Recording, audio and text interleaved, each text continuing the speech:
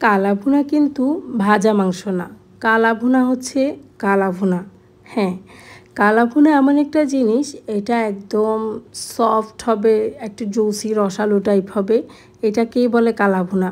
অনেকেই ভাবে যে করকরে করে ভালোভাবে ভাজলে এটা মনে হয় কালা ভুনা হয়ে গেল।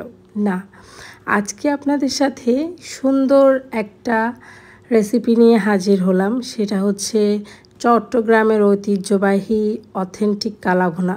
কালা ভুনাটা রান্না করার জন্য একটু বেশি উপকরণই লাগে, সেজন্য এটা এত জুসি রসালো টাইপের হয়। প্রথমে আমি এখানে হাঁড়িতে প্রায় 2 কেজি মাংসর মতো নিয়ে নিয়েছি। তারপর হচ্ছে কিছু পেঁয়াজ কিউব করে কেটে দিয়েছি। আপনারা খেয়াল করবেন, আমি কিন্তু কুচাইও দিইনি, ব্লেন্ড করেও দিইনি, কিউব করে কেটে দিয়েছি। তারপর 2 টেবিল চামচ আদা বাটা, 2 টেবিল চামচ রসুন বাটা।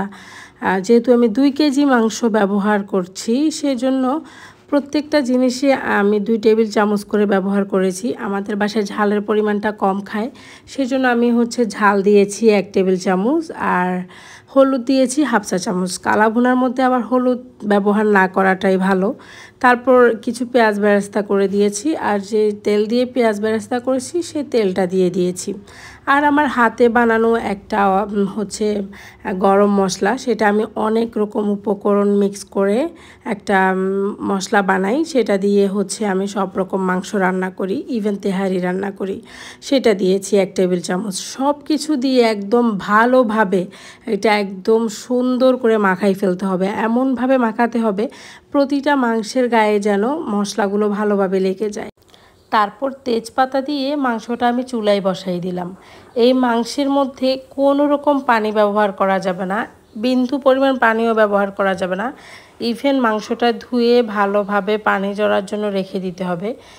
মাংসে যদি পানি থাকে তাহলে কালা ভুনার যে কালো একটা কালার, সেটা আসতে চায় না সহজে।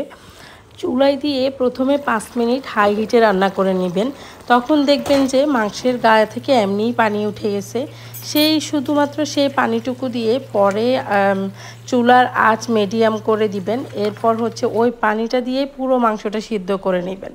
যখন দেখবেন যে উপরে এরকম তেল ভেসে উঠেছে, তখন বুঝে নেবেন যে মাংস প্রায় কষানো শেষ, অনেকটা সিদ্ধ হয়ে গেছে। এরপরে কিছু রসুন কুচাই আর গোটা মরিচ দিয়ে সরিষার তেল দিয়ে ফোড়ন দিয়ে দিবেন। অবশ্যই সরিষার তেলটা ব্যবহার করবেন। আর হচ্ছে এখানে 1 চা চামচ গোলমরিচ দিবেন। এটা হচ্ছে রান্না যখন মাঝামাঝি পর্যায়ে থাকবে, মাংসের গায়ে কোনো পানি ঝোল কিছুই থাকবে না তখন। এরপর 2টা পেঁয়াজ কিউব করে কেটে ওগুলোকে পার্ট বাই পার্ট আলগা করে নেবেন। তারপর একদম মাংস যখন লাস্ট পর্যায়ে চলে আসবে, কালো কালো হয়ে যাবে, তখন ওই পেঁয়াজগুলো মিক্স করবেন। হালকা একটু নরম হবে।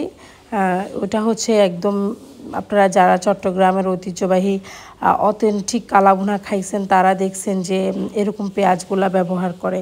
আর লাস্ট পর্যায়ে ওটা ভাতের সাথে মেখে খেতে অসম্ভব মজা লাগে। তো আজকে আমি হচ্ছে কালা ভুনার সাথে খিচুড়ি করেছি, যেহেতু বাইরে অনেক বৃষ্টি।